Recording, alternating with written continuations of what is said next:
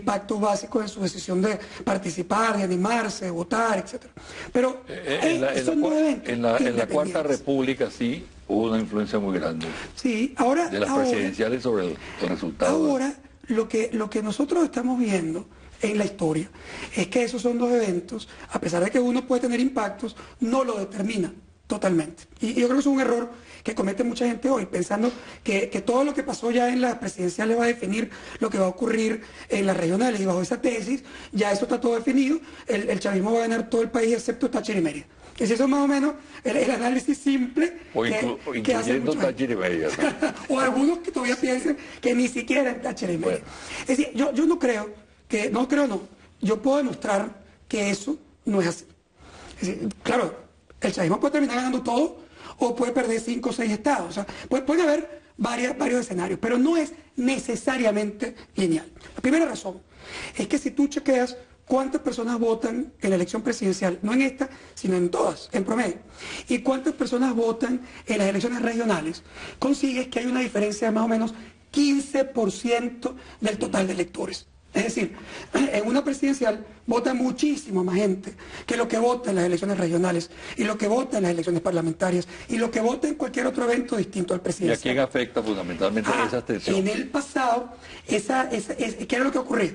Lo que ocurría, yo me peleé muchísimo en la campaña presidencial con algunos analistas que decían que lo que explicaba por qué iba a haber un empate en las presidenciales era que en las regionales y en las parlamentarias la elección había estado muy cerrada en términos porcentuales. Entonces, ellos daban por sentado que si la oposición era la mitad del país en la regional, iba a ser la mitad del país en la presidencial. ¿Y qué decíamos? ¿No?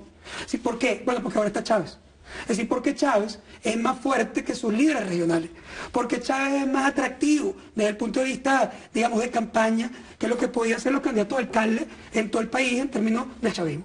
Por lo tanto, Chávez atrae más votantes que lo que podía traer cualquier candidato regional, de un lado o del otro. Y eso explica que la elección presidencial, además de que ocurre en un evento... Eso es endosable. Eso, al revés, lo que no fue bueno antes, la regional, para explicar la presidencial, ahora tampoco lo es de la presidencial para explicar las próximas regionales del 16 de diciembre. Nosotros estamos esperando que entre 2 millones y 2,5 millones de personas que votaron en la presidencial no voten en la regional. Y cuando tú chequeas la historia, para contestar la pregunta específica, lo que consigues es que más merma es Chávez. Es decir, el que tiene más merma de la presidencial a la regional es el presidente Chávez. ¿Y por qué?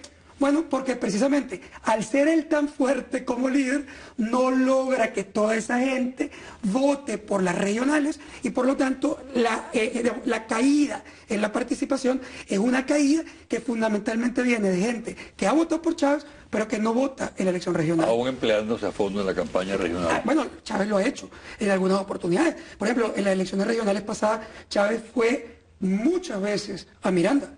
Muchas veces tuvo una gran concentración de campaña en Miranda, y sin embargo Diosdado pierde el estado Miranda, donde Chávez se había involucrado fuertemente para ayudarlo. Claro, eso venía combinado con que también Chávez estuvo muchas veces en Petare. Es decir, hubo todo un proceso básico que no logra, digamos, concretarse en aquel momento. Pero no logra concretarse no porque los chavistas votaron por la oposición. No logra concretarse porque hay chavistas que no votaron. Es decir, simplemente se reduce la participación porque no logran entusiasmarse con las elecciones regionales como se entusiasman con Chávez en una presidencial. Ahora, ¿qué pasa? ¿Qué puede pasar con la oposición? Si tú analizas eso, tú dirías, bueno, la oposición... Porque tú analizas lo que puede pasar con el chavismo. ¿Qué pasa del otro lado? Ajá. Y ahí está el tema.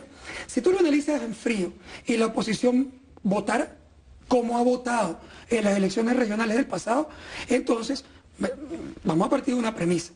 Esto no significa que la oposición puede ganar la mayoría de las gobernaciones. Yo parto de un hecho dado. El chavismo va a ganar la mayoría de las gobernaciones en Venezuela. Pero el éxito de la oposición no se mide en términos de ganar la mayoría de las gobernaciones, sino en ganar los símbolos fundamentales, es decir, ganar una simbología en esa regional que le dé otra vez fuerza después de una derrota presidencial.